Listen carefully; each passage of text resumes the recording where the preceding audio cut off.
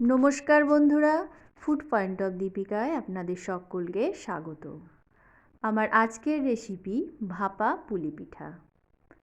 এই পৌষ সংক্রান্তিতে বাঙালির ঘরে ঘরে নানা রকম পিঠা পুলি হয়ে থাকে, তার মধ্যে পুলি পিঠা হলো অন্যতম। ভিডিওটা প্রথম থেকে শেষ পর্যন্ত দেখার অনুরোধ রইল। পিঠা হয়তো অনেকেই বানাতে জানে, তবে আমি কিভাবে বানাচ্ছি সেটাই আজকে আপনাদের সাথে শেয়ার করব। চলুন তাহলে রেসিপিটা শুরু করা যাক। পুলি পিঠা বানানোর জন্য প্রথমে আমি একটা পুর বানিয়ে নেব। তার জন্য একটা গ্যাসের উপর কড়াই বসিয়ে তার মধ্যে দিয়ে দিচ্ছি একটা বড় সাইজের নারকেল কোড়া। নারকেলটাকে কড়ার মধ্যে দিয়ে আমি মিনিট দুয়েক সময় ধরে এইভাবে নাড়াচাড়া করে নেব। এরপর এর মধ্যে অ্যাড করে দিচ্ছি 250 গ্রাম পরিমাণ খেজুর গুড়। গুড়টাকে দেওয়ার পর খুব ভালো করে নাড়াচাড়া করে গুড়টাকে গলিয়ে নেব। আস্তে আস্তে নাড়াচাড়া করতে হবে। এইভাবে অনবরত নাড়াচাড়া করতে করতে আমি গুড়টাকে পুরো মেল্ট করে নিয়েছি। এইবার নারকেলটাকে ভালো করে পাক দিয়ে নেব। দেখুন নারকেলের কালারটা আমার পুরো চেঞ্জ হয়ে গেছে। এইবার দিয়ে দিচ্ছি 2টো এলাচকে থেঁতো করে, সেই দানাটা দিয়ে দিলাম। আর দিয়ে দিচ্ছি 2 টেবিল চামচ পাউডার মিল্ক। এই মিল্ক পাউডারটা অপশনাল, দিতেও পারেন নাও দিতে পারেন, তবে দিলে কিন্তু এর টেস্টটা খুব ভালো হয়। এইবার ভালো করে মিল্ক পাউডারটা দিয়ে মিশিয়ে নিয়ে গ্যাসের ফ্লেমটাকে বন্ধ করে এটাকে আমি নামিয়ে ঠান্ডা করে নেব। এটা যতক্ষণে ঠান্ডা হচ্ছে ততক্ষণ গ্যাসের উপর আমি একটা হাঁড়িতে 1 লিটার পরিমাণ জল গরম করতে বসিয়ে দিয়েছি।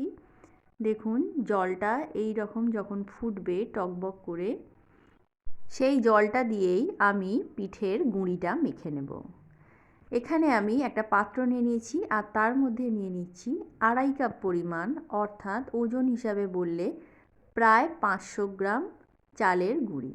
এখানে আমি দোকান থেকে কেনা সেদ্ধ চালের গুঁড়িটা নিয়ে নিয়েছি। এইবার এর মধ্যে দিয়ে দিচ্ছি স্বাদ অনুযায়ী লবণ। লবণটাকে খুব ভালো করে গুঁড়ির সাথে মিশিয়ে নেব। তা মেশানো হয়ে গেছে। এইবার ওই হাঁড়ি থেকে জল তুলে আমি সেই জল এই গুঁড়ির মধ্যে দিয়ে দিলাম। এইবার একটা খুন্তির সাহায্যে এই রকম ফুটন্ত জল ভালো করে মিশিয়ে নেব। এই পিঠে বানাতে গেলে কিন্তু এই রকম ফুটন্ত জল দিয়েই চালের গুঁড়িটাকে মেখে নিতে হবে। আর একটু জল লাগবে, আমি আরও কিছুটা পরিমাণ জল এর মধ্যে অ্যাড করে দিচ্ছি। এখানে জলের পরিমাণটা কিন্তু কম বেশি হতে পারে, তাই একটু বুঝে জলটা ব্যবহার করতে হবে। এইভাবে প্রথমে খুন্তি দিয়ে নাড়াচাড়া করে তারপর গরম অবস্থাতেই কিন্তু হাত দিয়ে আমি লেচিটা করে নেব। একটু ঠান্ডা হতে দিতে হবে, এখন প্রচণ্ড গরম আছে। এইবার আমি হাত দিয়ে আস্তে আস্তে চালের গুঁড়িটা মেখে নেব। এই মাখাটা কিন্তু একটু সময় নিয়ে 10 থেকে 15 মিনিট হতে পারে, একটু সময় নিয়ে খুব ভালো করে স্মুথ করে মেখে নিতে হবে। দেখুন মাখাটা কিন্তু এখনও ঠিক হয়নি, আরও ভালো করে মেখে দেখুন। এইবার কিন্তু মাখাটা আমার একদম রেডি হয়ে গেছে, আর রেস্টে রাখার একদমই প্রয়োজন নেই। এইবার এটা থেকেই আমি পিঠেটা বানাতে শুরু করব। তার জন্য আমি নারকেলটা নিয়ে নিয়েছি আর আরেকটা পাত্র নিয়ে নিয়েছি। এইবার আমি দেখাবো পিঠেটা কিভাবে বানাই। কিছুটা পরিমাণ লেচি আমি হাতে নিয়ে নিলাম, তারপর এইভাবে হাতের তালুর সাহায্যে গোল করে আস্তে আস্তে এইভাবে একটা খোল রেডি করে নেব।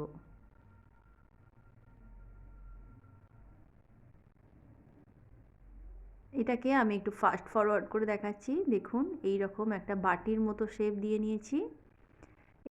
এইবার নারকেলের পুর এর মধ্যে দিয়ে দেব।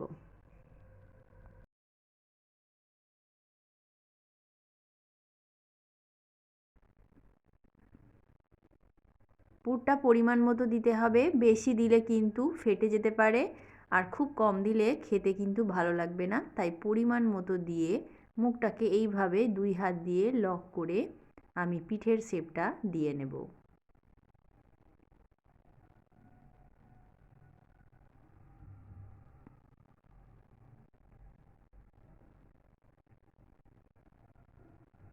দেখুন একটা পিঠা আমার রেডি হয়ে গেল। বোঝার সুবিধার্থে আমি আরও একটা পিঠা বানিয়ে দেখাচ্ছি।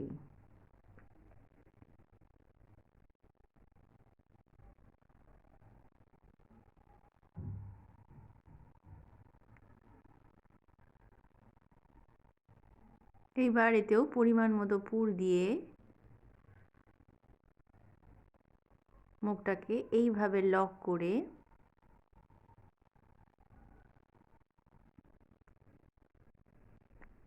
আস্তে আস্তে মুড়িয়ে নেব। ঠিক একই পদ্ধতিতে আমি সবগুলো পিঠা বানিয়ে নেব। অপর দিকে আমি গ্যাসের ওপর আরও হাঁড়ির মধ্যে আরও কিছুটা জল দিয়ে গরম করতে বসিয়ে দিয়েছি, কারণ পিঠেগুলো আমি ভাপ দেব। দেখুন আমার সব পিঠেগুলো বানানো হয়নি, অর্ধেকটা বানানো হয়েছে। এবার এই কটাই আমি আগে ভাপে বসাবো। তার জন্য হাঁড়িতে জল আরও বেশি করে দিয়ে দিয়েছিলাম। জলটা থেকে বাষ্প উঠতে শুরু করেছে। এই অবস্থায় আমি এর মধ্যে বসিয়ে দিচ্ছি একটা ফুটো গামলা। এইবার আমি সব পিঠেগুলো দিয়ে এটাকে ঢেকে 15 থেকে 17 মিনিট হাই ফ্লেমে এটাকে বেক করে নেব। ফিরে আসছি 17 মিনিট পর। 17 মিনিট পর একটু চেক করে নেব, পিঠেটা কিন্তু খুব সুন্দরভাবে শক্ত হয়ে গেছে। তার মানে পিঠেটা আমার একদম রেডি হয়ে গেছে। এইবার এটাকে আমি একটা পাত্রের মধ্যে ঢেলে নেব। একটু দেখাই পিঠেটা কীরকম হলো। দেখুন প্রত্যেকটা পিঠে কিন্তু খুব সুন্দরভাবে গোটা গোটা হয়েছে, একটাও কিন্তু ভাঙেনি। এইভাবে আরও এক ব্যাচ আমি ভাপে বসিয়ে দিচ্ছি। তো বন্ধুরা দেখতেই পেলেন কত সহজভাবে আমি বানিয়ে নিলাম পুলি পিঠে।